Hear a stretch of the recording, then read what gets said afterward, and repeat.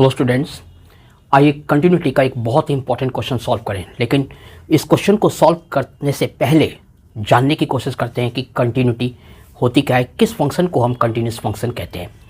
तो अगर यहाँ पे कोई भी फंक्शन किसी न किसी पॉइंट पे कंटिन्यूस होता है, मान लीजिए f(x) एक फंक्शन है तो वो किसी पॉइंट a पे कंटिन्यूस होगा। तो ऐसी कंडीशन में हम कैसे चेक करें कि वो फंक्शन कंटिन्यूस फंक्शन है? तो उसकी कुछ कंडीशंस हैं और वो कंडीशन क्या है कि मान लीजिए आपने f(x) की वैल्यू निकाली at x equal to a पे, तो वो वैल्यू कितनी भी निकली हो, आपने f(x) की वैल्यू निकाली at x equal to a पे। ये जो वैल्यू है ये आपकी अगर लेफ्ट हैंड लिमिट के इक्वल है और राइट हैंड लिमिट के भी इक्वल है, और ऐसी कंडीशन में लेफ्ट हैंड लिमिट और राइट हैंड लिमिट भी आपस में इक्वल होंगी।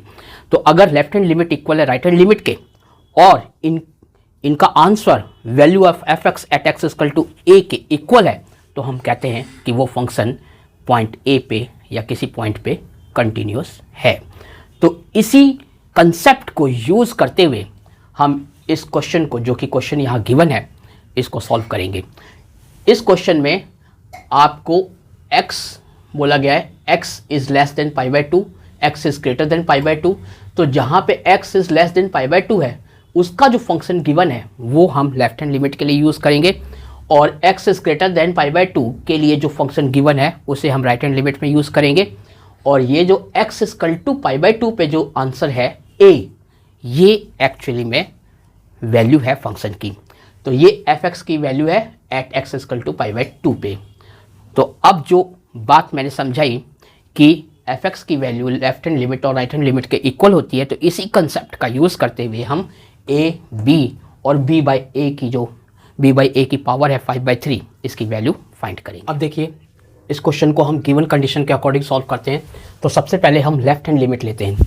तो हम लिखेंगे left hand limit at x equal to pi by 2 equal to limit of f(x) as x tends to pi by 2।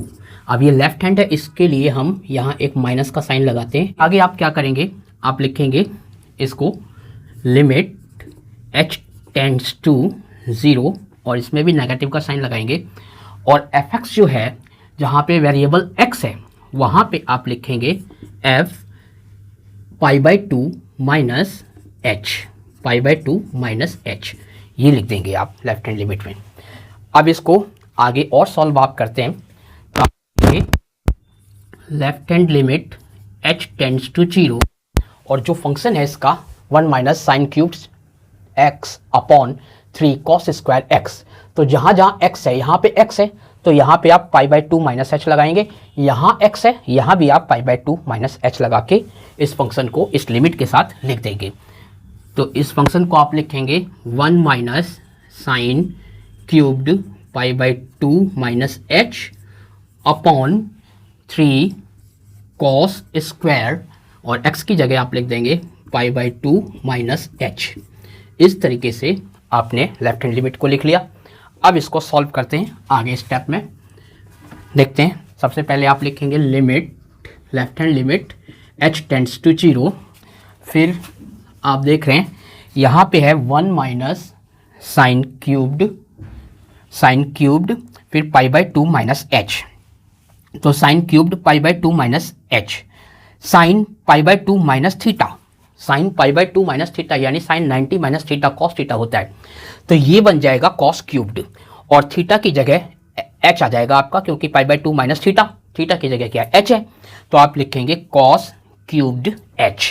तो ये बन जाएगा कॉस की पावर 3h अपॉन में आप देख रहे हैं 3 cos square pi by 2 minus h। तो cos square cos pi by 2 minus h, cos pi by 2 minus h क्या होता है, cos 90 minus theta, cos 90 minus theta sine theta होता है। तो इसे भी आप क्या लिख सकते हैं, साइन स्क्वायर h लिख सकते हैं। तो ये बनेगा 3 साइन स्क्वायर h, इस फॉर्म में आ गया। अब देखिए यहाँ पे आप देख रहे हैं कॉस की पावर 3 है, तो आप 1 को 1 की पावर 3 लिख सकते हैं, क्योंकि 1 की कितनी भी पावर हो आंसर 1 ही होता है। तो आप लिखेंगे limit h tends to 0 1 cubed minus cos cubed h upon, और sine square theta equal to 1 minus cos square theta होता है। Sine square theta equal to 1 minus cos square theta होता है और थीटा की जगह एच है, थीटा की जगह एच है तो ये 1 माइनस कॉस स्क्वायर एच हो जाएगा। तो जैसे साइन स्क्वायर एच है इसकी जगह आप 1 माइनस कॉस स्क्वायर एच लिख सकते हैं और 3 बाहर रहेगा तो आप 3 इंटू क्या लिखेंगे 1 minus cos square H, 1 minus cos square H. इस तरीके से अभी आपने इसको लिख लिया। अब आगे का स्टेप देखिए, इसमें एल्जेब्रिक आइडेंटिटी आपको याद होगी। एल्जेब्रिक आइडेंटिटी होती है जैसे ए क्यूब माइनस बी क्यूब, तो ऊपर न्यूमरेटर में एल्जेब्रिक आइडेंटिटी ए क्यूब माइनस बी क्यूब का यूज हो जाएगा और ये जो आपको दिख रहा है 1 माइनस कॉस स्क्वायर एच, इसको आप 1 square minus cos square H लिख सकते हैं। इस तरीके से 1 square minus cos square H लिख सकते हैं। तो यहाँ पे एल्जेब्रिक आइडेंटिटी कौन सी लगी, A square minus B square. A square minus B square किसके इक्वल होती है, A plus B into A minus B के। और ये जो एल्जेब्रिक आइडेंटिटी है A cubed minus B cubed वाली, ये इक्वल होती है A minus B into A square plus B square plus A B के। इस तरीके से तो इन दोनों एल्जेब्रिक आइडेंटिटी का यहाँ पे यूज करेंगे हम न्यूमरेटर में और डिनोमिनेटर में। न्यूमरेटर में क्यूब वाला।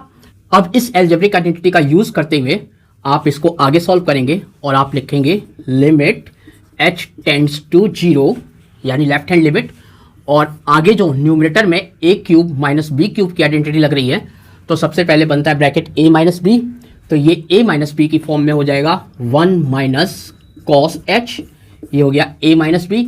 उसके बाद नेक्स्ट ब्रैकेट होगा a square plus B square plus A b, तो ये a है ये b है। a स्क्वायर मतलब 1 का स्क्वायर प्लस b स्क्वायर मतलब कॉस स्क्वायर एच प्लस ए बी का मतलब 1 मल्टीप्लाई b और b क्या है कॉस एच, तो यहाँ पे आ जाएगा कॉस एच।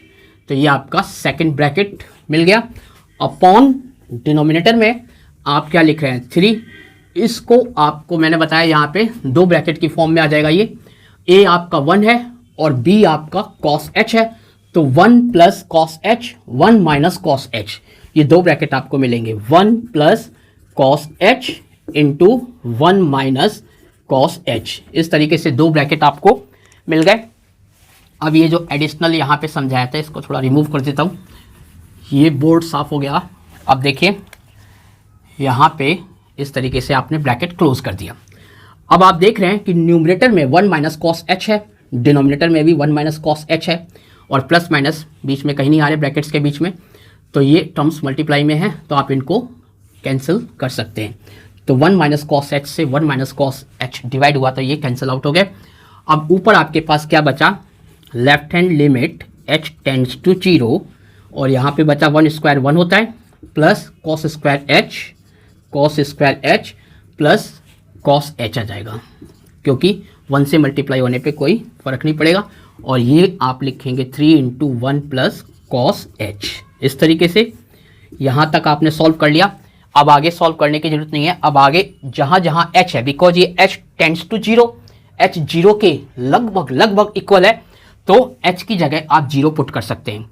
और याद रखिए h की जगह जब आप 0 पुट करेंगे तो आपको cos h की जगह cos 0 मिलेगा और cos 0 की वैल्यू 1 होती है, तो आप लिख सकते हैं 1 plus cos square 0 plus cos 0 upon 3 into 1 plus cos 0, और cos 0 की वैल्यू कितनी होती है 1, तो आप लिखेंगे 1 प्लस 1 स्क्वायर 1 होता है प्लस cos 0 1 अपॉन में 3 इंटू 1 प्लस 1, बिकॉज cos 0 की जगह 1 आ गया।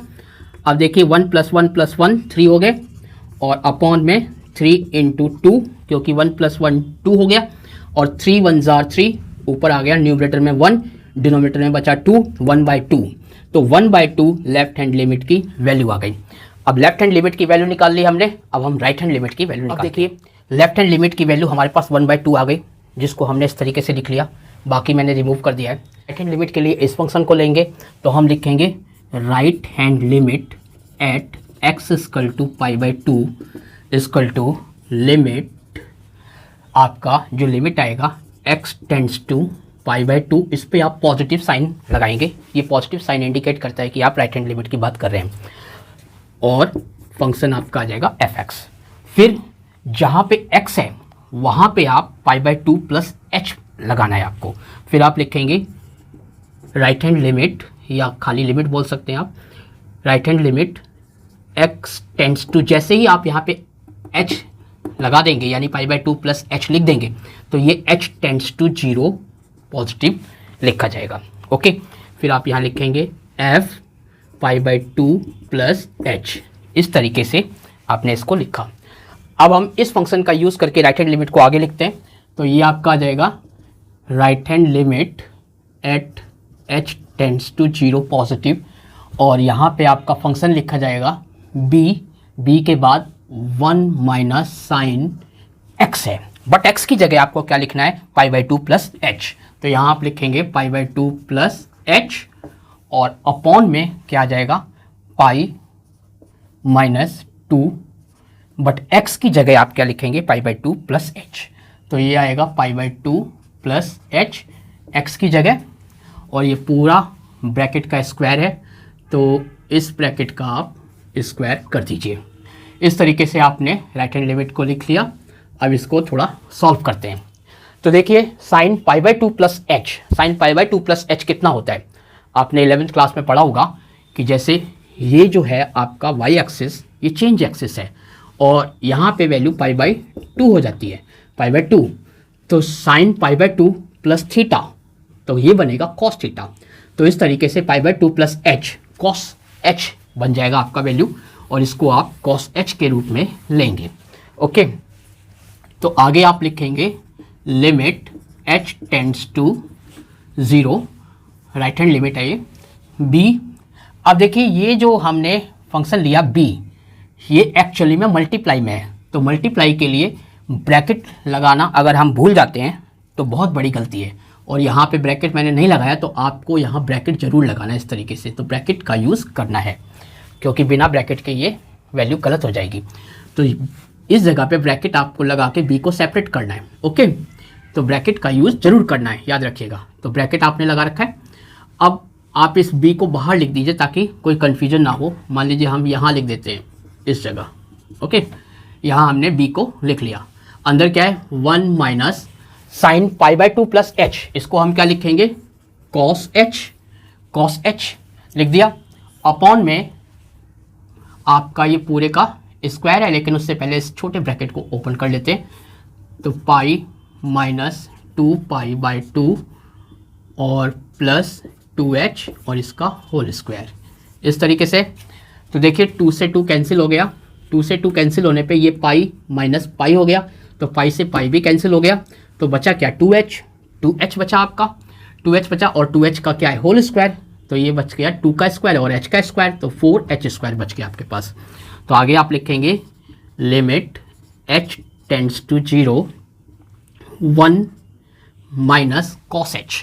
ये जो कॉस h है यहाँ पे एक आइडेंटिटी आपको याद आ रही होगी जो आपने 11th क्लास में पढ़ा है कि cos 2 theta equal to 2 cos square theta minus 1। cos 2 theta का ये फॉर्मूला होता है, cos 2 theta equal to 2 cos square theta minus 1। अब यहाँ पे थीटा की जगह h है, लेकिन ये cos 2 थीटा है, तो cos 2 थीटा है, इसको खाली थीटा बनाने के लिए इस एंगल को 2 से डिवाइड किया, तो इस एंगल को भी 2 से डिवाइड कर दिया। तो ये 2 से 2 कैंसिल हो गए, तो आपके पास cos थीटा का आइडेंटिटी आ गई। cos थीटा इक्वल टू क्या आ गया 2 cos square theta by 2 minus 1। ये आप cos थीटा की जगह आइडेंटिटी का यूज़ कर सकते हैं। तो यहाँ पे थीटा की जगह h है cos h, तो cos h equal to 2 cos square h by 2 minus 1। तो इस cos h की जगह आपको इस तरीके से लिखना होगा। तो आप लिखेंगे लिमिट h टेंड्स टू 0, और ये b है, b को मत भूलिएगा, b साथ में चलता रहेगा।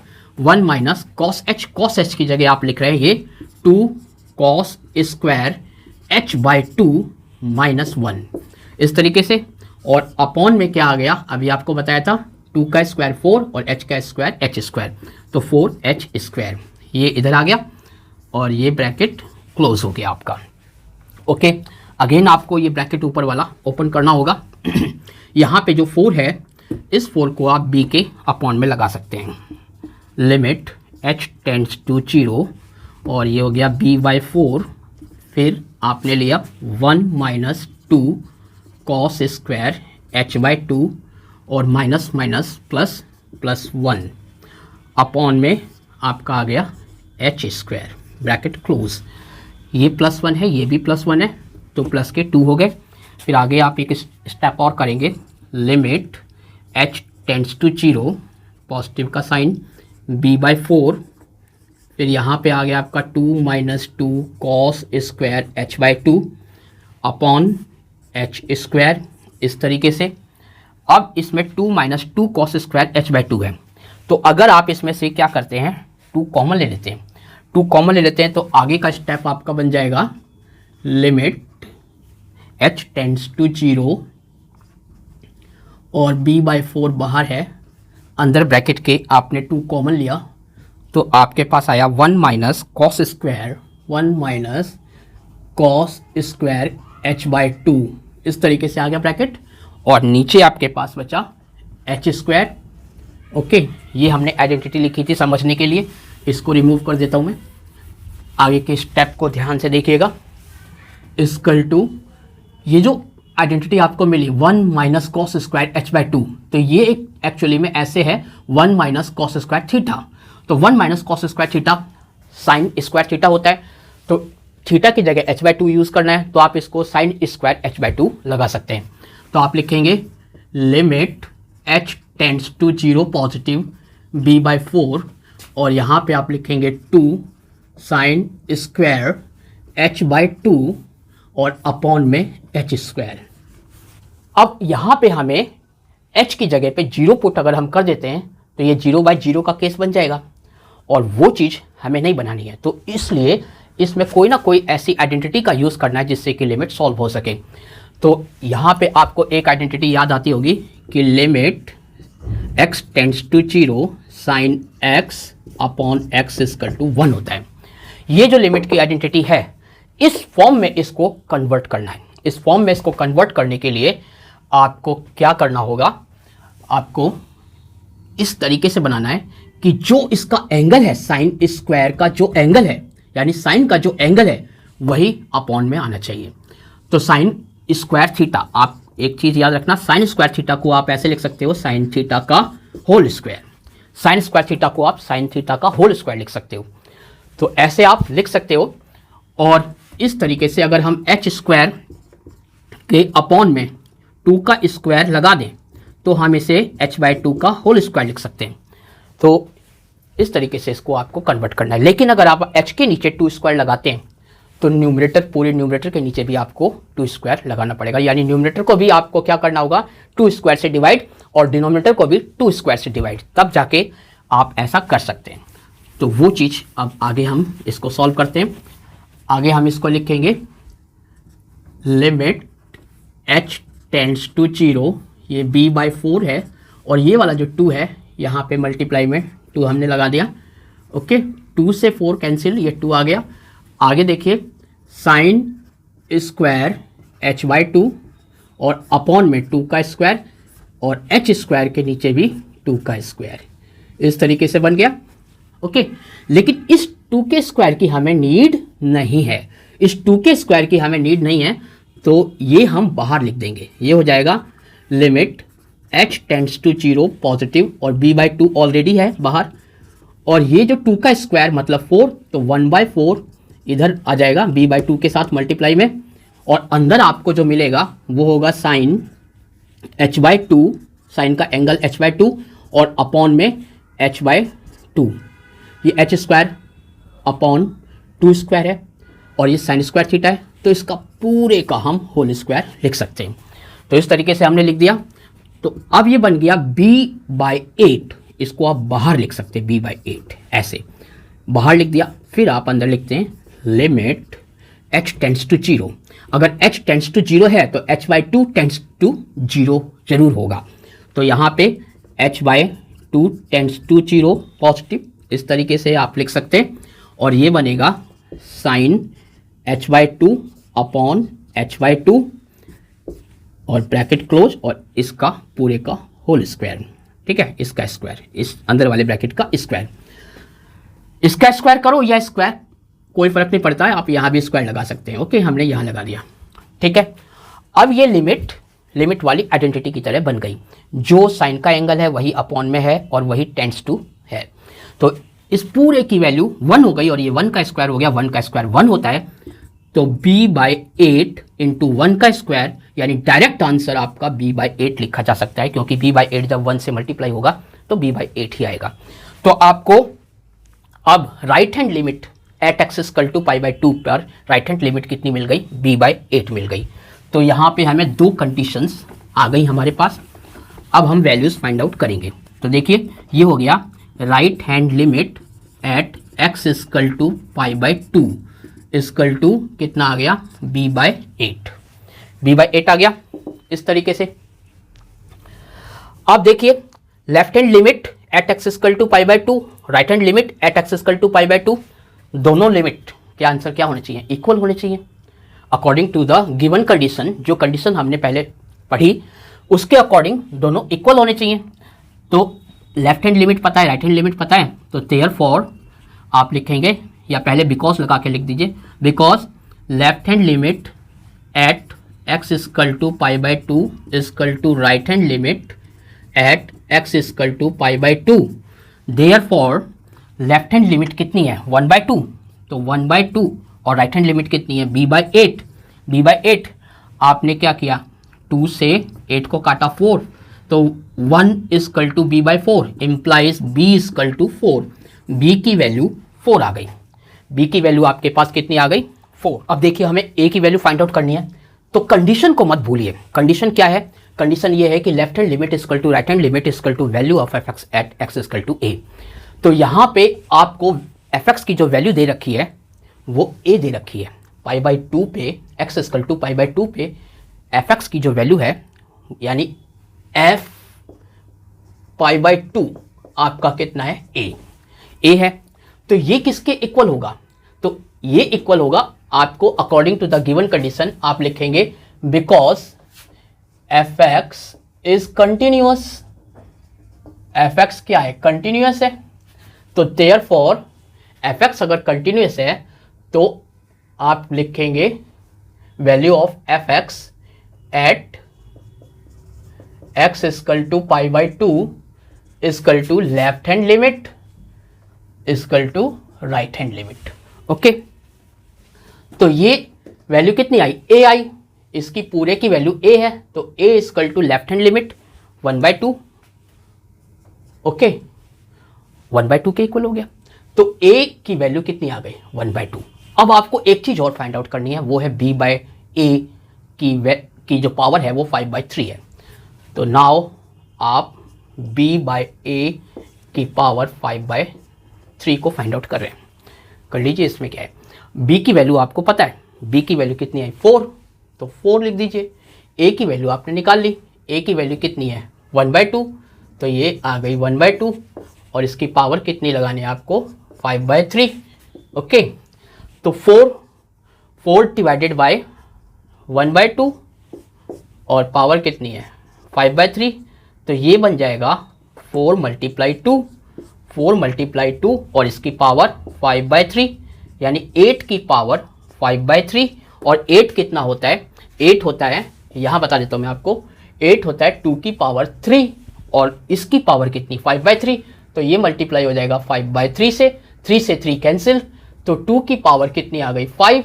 2 की पावर 5 का मतलब 2 को 5 बार मल्टीप्लाई कर लीजिए, 2 मल्टीप्लाई 2 मल्टीप्लाई 2 मल्टीप्लाई 2 मल्टीप्लाई 2, ऐसे करने पे आंसर कितना आ जाएगा 32। तो इस तरीके से ये जो आपकी b/a की पावर 5/3 है, इसकी वैल्यू कितनी आ गई 32 और ये क्वेश्चन सॉल्व हो गया। तो ऐसे ही इंपॉर्टेंट क्वेश्चंस को जानने के लिए आप मैथ्स को सब्सक्राइब कीजिए और अपने दोस्तों में इस वीडियो को शेयर कीजिए ताकि उनको भी इस नॉलेज को गेन करने का मौका मिल सके। Thank you very much for watching this video. Thanks a lot.